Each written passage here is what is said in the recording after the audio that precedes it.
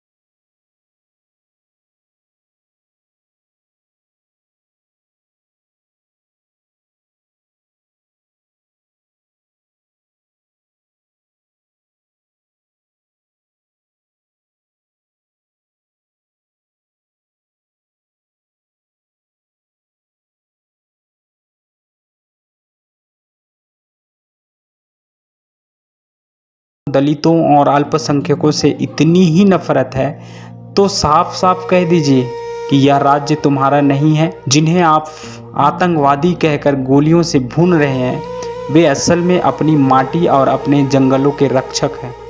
जब आप हसदेव जैसे जंगलों को कारपोरेट के हाथों बेच देते हैं तो क्या उम्मीद करें कि जंगल का बेटा तालियां बजाएगा। अरे 10 साल 11 साल की बच्चियों को बंदूक की नोक पर आतंकवादी करार देना क्या ये वीरता है? वीरता नहीं जनाब, ये कायरता है। आदिवासी दलित आज निशाने पर इसलिए हैं क्योंकि वे जागरूक हो गए हैं। वे अब तुम्हारी वर्ण व्यवस्था और मनुवाद के पिंजरे में कैद होने को तैयार नहीं हैं।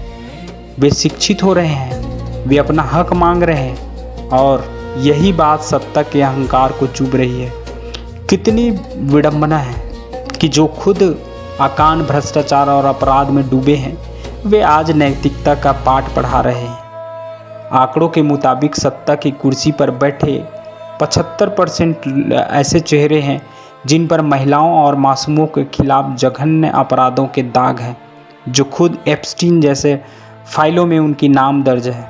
वे आज समाज को सुधारने के लिए कानून बना रहे हैं। अरे राज्य के जंगल बेच दिए गए, खदानें बेच दी गई, यहाँ तक कि देश की संपदा गिरवी रख दी गई और अब जनता की लाज शर्म को भी बाजार में उतार दिया है। याद रखिए, जब राजा व्यापारी बन जाए और दरबारी जल्लाद तो प्रजा को खुद मसाल उठानी पड़ती है। किसी को इतना मत डराओ कि उसका डर ही खत्म हो जाए। छत्तीसगढ़ की जनता अब उस मोड़ पर खड़ी है जहां उसका डर खत्म हो रहा है। इतिहास गवाह है कि जब जब तानाशाही ने हद पार की है तब तब महलों की दीवारें ढह गई है। अरे नेपाल की क्रांति याद रखिएगा और याद रखिएगा कि क्रांति कभी दस्तक देकर नहीं आती है, वह हवा की तरह आती है और सब कुछ बदल देती है और फिर सन्नाटा छोड़ जाती है। आज की चुप्पी कल का सैलाब है, आज का दमन कल का विद्रोह है। मैंने कुछ समय से एक कविता लिखा। कविता कुछ इस प्रकार से है। ये खामोशी नहीं, ये आने वाले तूफान की आहट है। ये खामोशी नहीं, ये आने वाली तूफान की आहट है।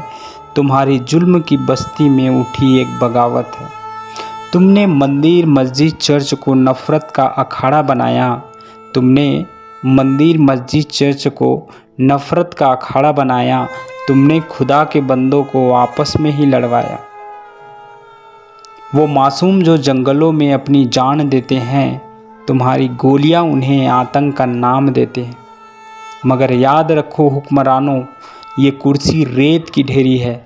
आज तुम्हारी बारी है तो कल हमारी बारी है।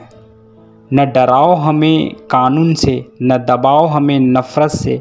ये क्रांति अब न रुकेगी, उखड़ेगी सत्ता तुम्हारी फितरत से। जब मजलूम जागेगा तो तख्त भी काँप जाएंगे। जब मजलूम जागेगा तो तख्त भी काँप जाएंगे। तुम्हारे जुल्म के ये काले बादल पल भर में छट जाएंगे, पल भर में छट जाएंगे।